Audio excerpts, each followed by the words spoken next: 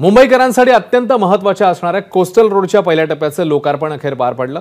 या कोस्टल रोडमुळे प्रवासाची वेळ वाचणार आहे आणि इंधनाचीही बचत होणार आहे।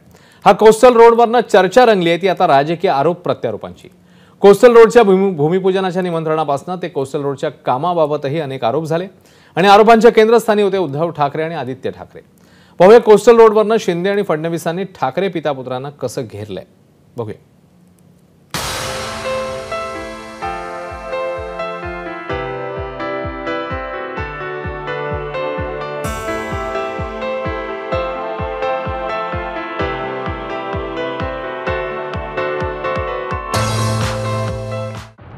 देवेंद्रजी मगाशी म्हणाले की कुणीतरी त्या इंस्टाग्राम आणि याच्यावर आम्ही केलेलं काम काय त्याच्यात तुम्ही अडथळे किती घातले। केलेल्या कामाचं श्रेय द्यायला त्याला मनाचा मोठेपणा लागतो। कद्रवृत्तीचा माणूस कधीच देऊ शकत नाही। आम्हाला एक ट्रक न्यायचा तरी वसुली, अशा प्रकारचा इतक्या मोठ्या प्रमाणात त्यांच्यावर दबाव असायचा। एका बाजूला फेसाळणारा समुद्र, त्याच्या शेजारी उभारलेला कोस्टल रोड आणि याच लोकार्पण सोहळ्यात आरोपांच्या उसळलेल्या लाटा। मुंबईकरांच्या स्वप्नातला कोस्टल रोडचा पहिला टप्पा आता सेवेत रुजू झालाय।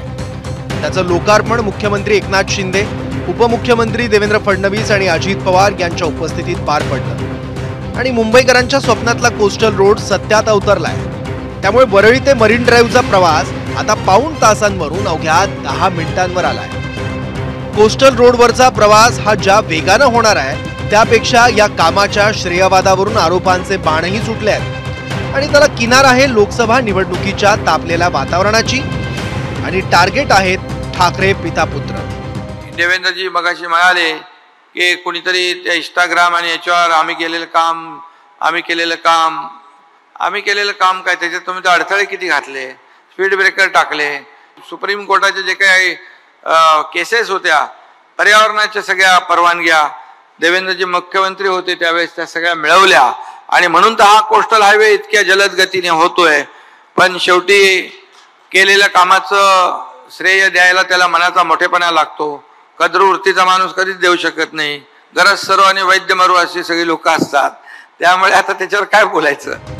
गेल्या काही दिवसात एकनाथ शिंदे आणि ठाकरेंमध्ये विस्तवही जात नाही। त्यात कोस्टल रोडवरून ठाकरेंना घेरण्याची संधी सोडतील ते शिंदे कसले। कोस्टल रोडच्या प्रकल्पावरून आदित्य ठाकरेंना घेरतानाच आदित्य ठाकरेंनी शिंदेंना दिलेल्या आव्हानावरही खरपूस टीका केली आहे। काही लोक म्हणतात मी इकडे उभा राहतो, मी तिकडे उभा राहतो, मतदारसंघ नवीन शोधतो, पण मी एकच सांगतो, जिथं ज्या लोकांनी निवडून दिलं त्यांना तर न्याय द्या। एकनाथ शिंदेंची उद्धव ठाकरे आणि आदित्य ठाकरेंवरील टीका ऐन रंगात आलेली असतानाच फडणवीस यांनीही शेलक्या भाषेत ठाकरे पितापुत्रांवर गंभीर आरोप केले आहेत आणि बोचऱ्या शब्दात जोरदार हल्लाबोलही केलाय।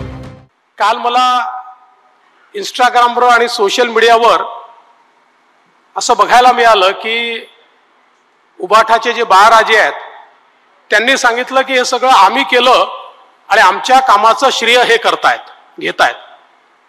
पहिल्यांदा तर त्यांना सांगतो, आम्ही दुसऱ्याच्या कामाचे श्रेय घेणारे लोक नाही आहोत। जे आम्ही करतो त्याचं श्रेय आम्ही या ठिकाणी घेतो आणि हे जे संपूर्ण काम आहे खरं म्हणजे मला या निमित्ताने सांगितलं पाहिजे की या कोस्टल रोडची संकल्पना काही नवीन नव्हती। अनेक वर्ष ही संकल्पना या ठिकाणी होती, पण मी विरोधी पक्ष नेता होतो। माझ्याकडे यांचे लोक, म्हणजे यांचे कोणाचे मी सांगत नाही ना, तर ते बिचारे अडचणीत यायचे, हे सातत्याने यायचे आणि मुख्यमंत्री महोदय सांगायचे की कसं काम करायचं, इतकी वसुली चालली आहे, आम्हाला या ठिकाणी कामच करता येत नाही। आम्हाला एक ट्रक न्यायचा आहे तरी वसुली, आम्हाला खोदायचं आहे तरी वसुली, आमच्याच लोकांना कामं द्या, याच रेटनी कामं द्या, अशाच प्रकारे कामं द्या। अशा प्रकारचा आता कोण त्यावेळी इकडे आमदार होते वगैरे मी ते काय बोलणार नाही, ते सगळ्यांना माहिती आहे कोण काय करत होतं, पण अशा प्रकारचा इतक्या मोठ्या प्रमाणात त्यांच्यावर दबाव असायचा। चिरंजीव आदित्य ठाकरेंनी कोस्टल रोडच्या भूमिपूजनाला बोलवलं नसल्याचा वचपाही फडणवीसांनी काढला।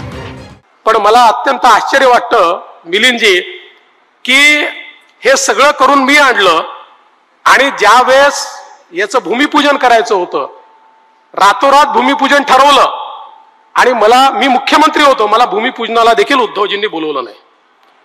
पण आम्ही त्याच्यामुळे श्रेयाकरता आम्ही कधी लढलोच नाही. मी कमिशनरला सांगू शकलो असतो भूमिपूजन होणार नाही, मी कधी हे केलं नाही, कारण आम्हाला मुंबईचा विकास हवा आहे. देवेंद्र फडणवीस यांनी ठाकरेंवर असे शाब्दिक बॉम्ब हल्ले केल्यावर ठाकरेंना कव्हर करण्यासाठी विरोधी पक्षनेते अंबादास दानवेही लगोलग मैदानात उतरले. साहेबांना बोलवलं नाही ना मला बोलवलं नाही, त्यामुळे त्यावेळेस बोलवलं नाही योग्यच भूमिका. स्थानिक कोस्टल रोड पूर्ण झालं नाही. खरं तर उद्धवजी ठाकरे साहेबांची संकल्पना आहे, मुंबई महानगरपालिकेचा हा प्रकल्प आहे, अजून तो कोणत्याही प्रकारे पूर्ण झालेला नाही. आणि मग पूर्ण झालेला नाही याच्या उद्घाटनाला काय जायचं हा प्रश्न आहे. अजूनही फक्त एकेरी बाजूनं जाण्याचं त्यांनी तेही 8 ते 8 ही पूर्ण आठवडाभर नाही. आणि म्हणून मला असं वाटतं अजून तो रस्ताच पूर्ण झालेला नाही तर त्याला जायचं काय हा प्रश्न निश्चित मनात आला असेल. तब्बल 14,000 कोटी रुपये खर्चून हा कोस्टल रोड उभारण्यात येतोय. कोस्टल रोडच्या 9 किलोमीटरच्या पहिल्या टप्प्याचं लोकार्पण झालंय आणि त्यातच लोकसभा निवडणुकीचे ढोलही वाजू लागले. निवडणूक प्रक्रियेचे टप्पेही अवघ्या काही तासात जाहीर होणार आहेत. त्यामुळे कोस्टल रोडचे पुढचे टप्पे जसजसे पूर्ण होत जातील त्यापेक्षा जास्त वेगानं दोन्ही बाजूंनी आरोप आणि टीकांचे नवनवे थरही रचले जातील. म्हणूनच कोस्टल रोड प्रकल्पाच्या निमित्ताने राजकारणाचा प्रवासही तितकाच वेगवान आणि राजकीय वातावरण गरम करणारा ठरणार एवढं नक्की. सुशांत सावंतसह वेदांत नेप, एबीपी माझा, मुंबई. एबीपी माझा, उघडा डोळे बघा नीट.